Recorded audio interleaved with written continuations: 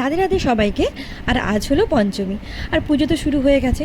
কলকাতার দিকে মানুষ তো মহালয়া থেকেই পুজো দেখা শুরু করে দেয়, তাই আমরাও ভাবলাম যে এবারে আর আমরাও পিছিয়ে থাকবো না, কারণ বৃষ্টি আসতে পারে, নিউজে বারবার দেখাচ্ছে। সেই কারণে আমরাও বেরিয়ে পড়লাম পঞ্চমী থেকে ঠাকুর দেখতে। আর আজকে আমরা যাব খড়গপুর, সেই কারণে আমি রেডি হচ্ছি, এরপরে আমি আমার ছেলেকে রেডি করব, তারপরে আমরা বেরোবো এক্ষুনি।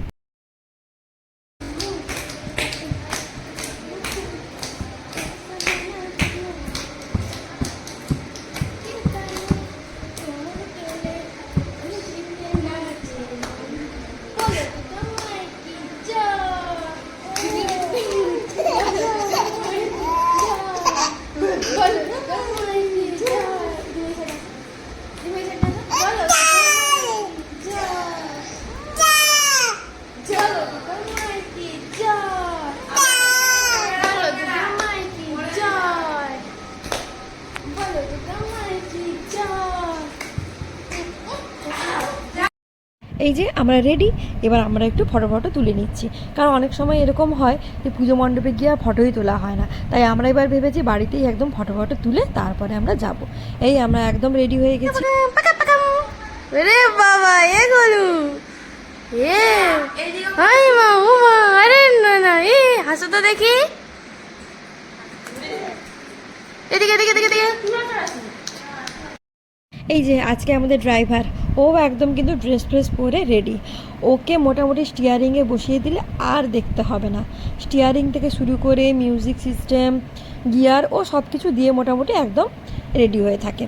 এই যে এখানে বসেছে, এই যে একবার পুরো বড়রা যেইভাবে মানে ট্যাকেল করে, ও সব কিছু সেইভাবে জানে যে ওর পাপা কীভাবে ও গাড়িটা চালায়। সব কিছু এত সুন্দরভাবে অবজার্ভ করে। একটু করে আমরা দেখছি স্টিয়ারিং ঘোরাচ্ছে, একটু করে গিয়ার দিচ্ছে, একটু মিউজিক সিস্টেম অন করছে। ওকে হর্ন বাজানোটাও দেখা হয়েছে, ওটাও ও ছাড়েনি, ওর হর্নটাও ও নিজে বাজিয়েছে। মানে আমরা জাস্ট অবাক। আর ছেলের কাণ্ড দেখে মোটামুটি আমরা সবাই হেসে কুটোকুটি। আপনারাও দেখুন। এই দেখো কে টিপলো এবার, দেখলে? আর আমাদের বাড়ি থেকে বেরোতেই মোটামুটি রাত 11টা হয়ে গিয়েছিল। তাই আমরা ভাবলাম যে আগে আমরা ডিনার করে নিই, তারপরে আমরা বাকি ঠাকুর দেখা শুরু করব। তো ফার্স্টে আমরা খড়গপুর একটা রেস্টুরেন্টে যাই, ওখানে গিয়ে খাবারটা অর্ডার করি। আর ওখানে আমার ছেলেকে আর রাখা যাচ্ছিল না।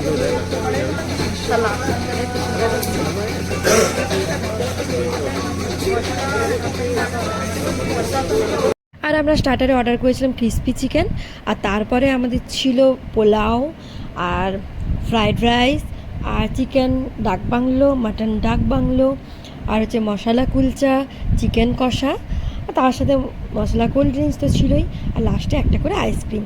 তো মোটামুটি খাবারটা ভালোই ছিল। তো আমাদের ওখানে খাওয়া হয়ে গেছিলো, কিন্তু আমার ছেলে এত ডিস্টার্ব করেছে, মানে আমরা তো খাচ্ছি, ও কিছুতেই বসবে না। তো তাড়াতাড়ি আমরা মানে খাওয়া দাওয়া করে তাড়াতাড়ি বেরিয়ে আসার চেষ্টা করছি, কারণ এখান থেকে না বেরোলে আমরা আর ঠাকুর দেখতে পারবো না, অনেক রাত হয়ে গিয়েছিলো। তো আমরা ফার্স্টেই খড়গপুরে কৌশল্যাতে একটা আমাদের বন্ধু দিয়ে একটা প্যান্ডেল হয়েছিল কৌশল্যাতে, ভীষণ ভালো থিম করেছিল, একদম ফিরে দেখা। ওই মণ্ডপে আমরা যাচ্ছিলাম, তো ওটা প্যান্ডেলটা সত্যি এত সুন্দর হয়েছিল, মানে যে জিনিসগুলো মানে মোটামুটি 80s কি 70s যেগুলো আমরা দেখিনি, আরও অনেক কিছু ছিল, যেগুলো 90s ছিল, মানে অনেক সব কিছু পুরনো জিনিস এখানে তারা তুলে ধরেছিল। সত্যি এত সুন্দর মানে প্যান্ডেলটা হয়েছিল। তবে কি পঞ্চমী যেহেতু, ওদের তখনও কাজ চলছিল।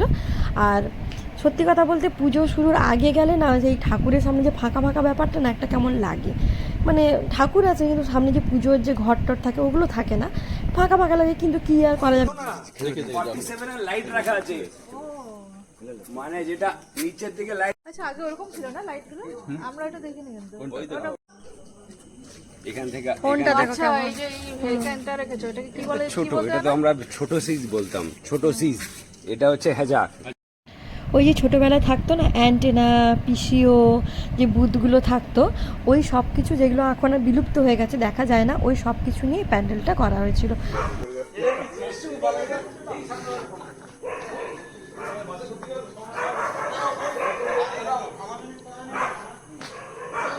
কি ভালো,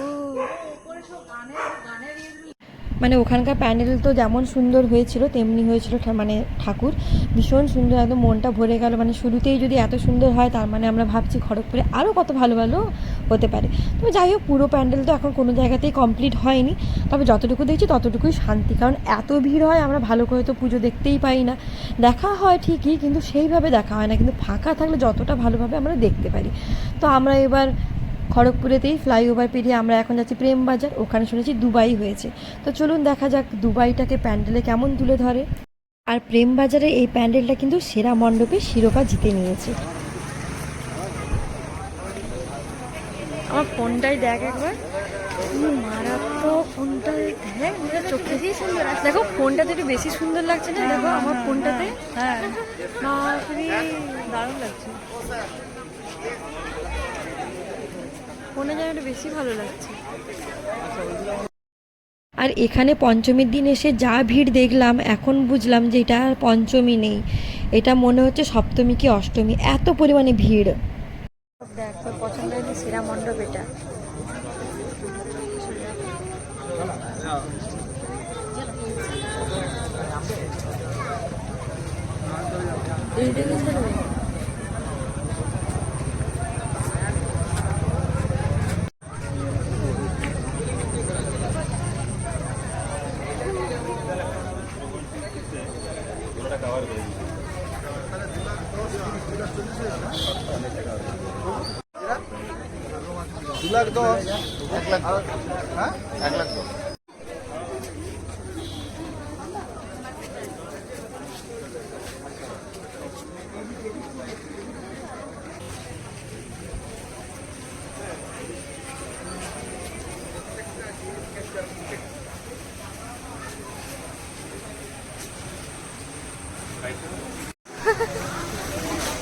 আয়না নাকি সত্যি?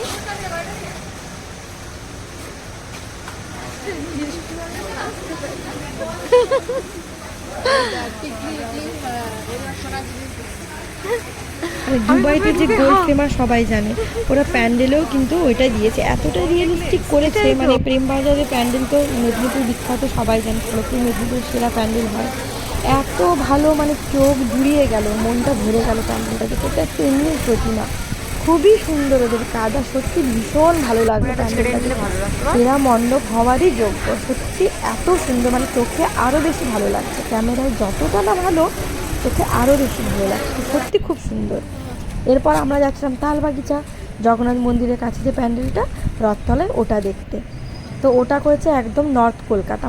আর এখানে এসেও দেখছি পুরো যেটা ওরা করতে চেয়েছে পুরো ব্যাপারটা কিন্তু কমপ্লিট হয়নি। এগুলো মোটামুটি প্যান্ডেলটা কাজ হয়ে গেল, ভেতরে যে ট্রাম চলবে শুনলাম এখানে এসে, ওটা নাকি ষষ্ঠী থেকে শুরু হবে। ট্রামটা এখনও চলেনি, ওখানে রাখা আছে আমরা দেখলাম। সব থেকে বেশি আমার যেটা ভালো লাগলো সেটা হচ্ছে দুর্গা প্রতিমা, অনেকটা দূরে রেখেছে, আপনারা হয়তো দেখতে পাবেন, একটু জুম করছি, আপনারা দেখুন। মানে একদম ওই যে পুরোনো দিনের যে দুর্গা প্রতিমাটা হয় না, ঠিক ওই রকম, এত সুন্দর। আর ওই যে দূরে দেখতে পাচ্ছেন ট্রামটা, ওটা নাকি পুরো মণ্ডপ জুড়ে কালকে চলবে।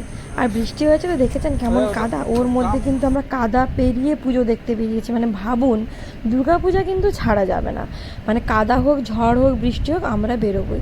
তবে সত্যি ভালো করেছে। এবার পরের দিন কি করবে সেটা তো আমরা জানি না, আজকে ফাঁকায় আমরা দেখেছি, আমাদের খুব ভালো লেগেছে। এরপরে আমরা যাব তালবাগিচারই আরেকটা সবুজ সংঘ ক্লাবে। এখানে প্রতি বছরই খুব ভালো ভালো প্যান্ডেল হয়। এই যে আমরা এখন যাচ্ছি ওখানে। আর এখন কটা বাজে জানেন? রাত 1:30 বাজতে যায়। আর সবথেকে মজার ব্যাপার, আমার ছেলে এখনও ঘুমোয়নি, তাকিয়ে তাকিয়ে প্যান্ডেল দেখছে আর লাইট দেখছে আর মজা নিচ্ছে। একবার আমার ছেলের অবস্থাটা দেখুন।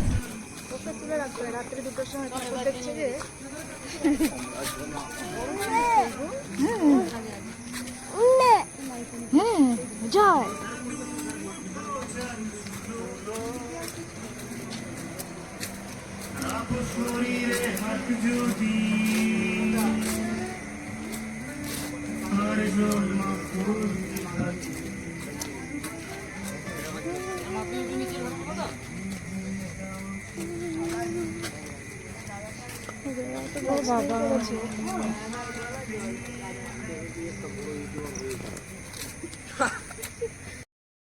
এখানকার প্যান্ডেলটা ভালো হয়েছে, তবে আমাদের মনে হচ্ছিল যে বজরংবলীটা আরেকটু হয়তো ভালো হতে পারতো, মানে ঘাটটা গলাটা দেখা যাচ্ছিল না, আর মানে দাড়িটা এত বড় হয়ে গেছে, বডির স্ট্রাকচারটা ভালো লাগছিল না। তবে এমনি সাজানো ডেকোরেশন খুব ভালো হয়েছিল, আমাদের মোটামুটি ভালো লেগেছে। আর ডেকোরেশনটা সত্যি খুব ভালো হয়েছিল কিন্তু, আর সবুজে ঘেরা তো মনে হচ্ছে যেন একদম আমরা একটা পাহাড়ের মধ্যে জঙ্গলের মধ্যে চলে এসেছি। অ্যাটমসফিয়ারটা এত সুন্দর ছিল, আর রাত 1টা 2টো বাজে, ঠান্ডা ঠান্ডা ওয়েদার, বৃষ্টি ওয়েদার, খুব ভালো লেগেছিল আমাদের। দেখে পাথর বনে যাবে গর্ত আছে। এই দেখো শোনা, এইখানটা কি সুন্দর লাগছে। এই যে জাম্ববান করেছে দেখো, রাম লক্ষ্মণ। ওই যে এই জয় শ্রীরাম, তুই জয় শ্রীরাম দেখবি বলে জেগে আছি। জয় হনুমান। জাম্ববান আস্তে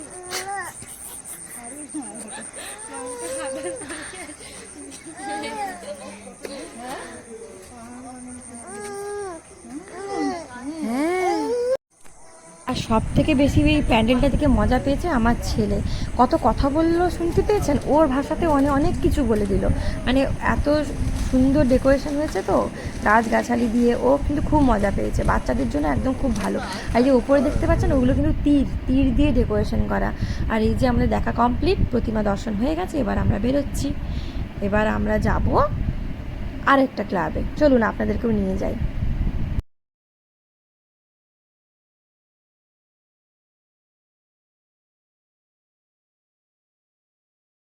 আর এটা তো মোটামুটি কমপ্লিট হয়ে গেল। এরপর আমরা যাব রেলওয়ে গার্ডেনের মধ্যে সঙ্গশ্রী ক্লাব।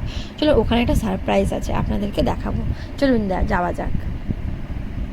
এই যে আমরা চলে এসেছি, তো এটা দিয়ে শুরু করা যাক। প্যান্ডেলটা যখন ঢুকবো ওখানে শুরুতেই কিন্তু এই গাছ দিয়ে স্টার্ট হচ্ছে। এই যে আপনারা দেখছেন কত নিখুঁত কাজ করেছে, গাছের পাতাগুলো দেখেছেন, মনে হচ্ছে না একদম অরিজিনাল।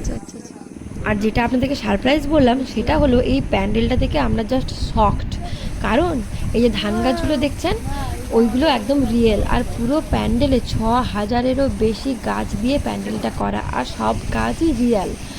আর আপনারা দেখে বুঝতে পারবেন কী পরিমাণে এখানে গাছ আছে, 6000-এরও বেশি। আর এই প্যান্ডেলটা এরা সমাজ সচেতনতামূলক প্যান্ডেল হিসেবে প্রাইজ পেয়েছে। আপনারা দেখুন কোনো গাছ বাদ নেই, এত সুন্দর করেছে গাছগুলো, কত নিখুঁত আর কত খাটনির কাজ। আর এই গাছগুলোকে বাঁচিয়ে রাখারও তো একটা ব্যাপার থাকে। এমনি আপনারা আর্টিফিশিয়াল গাছ দিয়ে তো প্যান্ডেল হয়েই যায়, কিন্তু রিয়েল গাছকে বাঁচিয়ে রেখে প্যান্ডেল করা এই ঝড় বৃষ্টি ওয়েদারে, মানে এই ক্লাবে না এসে হয়তো আমরা বুঝতে পারতাম না, এত সুন্দর করেছে। পুরো পেছনে যত গাছ দেখছেন সবই রিয়েল, 6000-এরও বেশি গাছ, তুলসী গাছও আছে, আর ধান গাছ, গাঁদা গাছ, মানি প্ল্যান্ট, মানে আমি অনেক গাছের নামও জানি না, এত সুন্দর গাছ এখানে আছে। আপনারা একটু দেখুন, কাছ থেকে আমি দেখাচ্ছি আপনাদেরকে, আপনারা দেখে বলবেন। যারা গেছেন তারা তো মানে জানেন যে আমি যেহেতু পরে ব্লগ আপলোড করছি, আপনারা দেখে যান নিজের চোখে যে কত ভালো হয়েছে। আর যারা জাননি তারা অনেক মিস করে গেছেন প্যান্ডেলেরটা, অন্তত আমাদের এখানে দেখে নিন আমার ভিডিওতে যে কী মিস করেছেন। আর প্রতিটা মানে এখানে এসে শুনলাম প্রতিটা গাছ মানে সাইডে ওখানে 3 মাস আগে থেকে ধান গাছ লাগানো আছে, যাতে কোনোভাবে যদি কোনো গাছ নষ্ট হয়ে যায় মণ্ডপের ভেতর, তখন ওখান থেকে গাছ এনে এখানে বসানো হচ্ছে। এত সুন্দর করে সবই ক্লাবের দাদারা মিলে করেছে। আর আমাদের সত্যি এত যে প্যান্ডেল দেখলাম তার থেকেও এটা আমার বেশি ভালো লেগেছে। আর ওখানকার মানে প্রতিমা তো আরও সুন্দর, পুরো প্যান্ডেলের সাথে ম্যাচ করে একদম গাছেরই একটা প্রতিমা করেছে, ভীষণ সুন্দর করেছে প্রতিমা। আর আমরা দেখলাম যে পুরো যত গাছ আছে এখানে সবই কিন্তু একদম টাটকা, কোনোটা ঝিমিয়ে গেছে বা নেতিয়ে গেছে একদমই নয়, মনে হচ্ছে যেন এই সদ্য বসানো। এতগুলো গাছকে একসাথে মেনটেন করা কিন্তু খুব মানে কঠিন কাজ। আর এই যে দেখছেন মায়ের প্রতিমা, ওইটা হচ্ছে পুজো হবে, আর এটা হচ্ছে থিমের ঠাকুর। আর এই যে আমাদের দেখতেই পেয়েছেন প্রাইজ পেয়েছে। চলুন এখানে মোটামুটি আজকে লাস্ট খড়গপুরে পুজো দেখা কমপ্লিট, কারণ প্রতিমাটা দেখেছেন কত সুন্দর করেছে, পুরো গাছের সাথে ম্যাচ করে, তাই না? আর সামনে ছোট ছোট ছোট ছোট ধান গাছ লাগানো আছে। আর এই যে পাশে মেন প্রতিমা বসানো আছে, যেটাতে পুজো হবে। চলুন আজকে ব্লগটা আমি তাহলে এখানেই শেষ করি, কারণ 4টে বাজতে যায় আর আমার ছেলেকে এবার ঘুম পাড়াতেই হবে। মানে এখন বুঝে গেছি যতক্ষণ আমরা এখানে ঘুরবো ও কোনো মতেই ঘুমোবে না, আর গাড়িতে তো ঘুমোবেই না, বাড়ি গিয়ে একদম ও আমার কাছে না শুলে কোনো মতেই ঘুমোবে না। তো আমরা এখন বাড়ির পথে যাচ্ছি, ব্লগটা এখানেই শেষ করছি। আপনারা জানাবেন কেমন হয়েছে, আর ভালো লাগলে একটা লাইক কমেন্ট করে দেবেন। Thank you. এই যে আমার ছেলের অবস্থা দেখুন।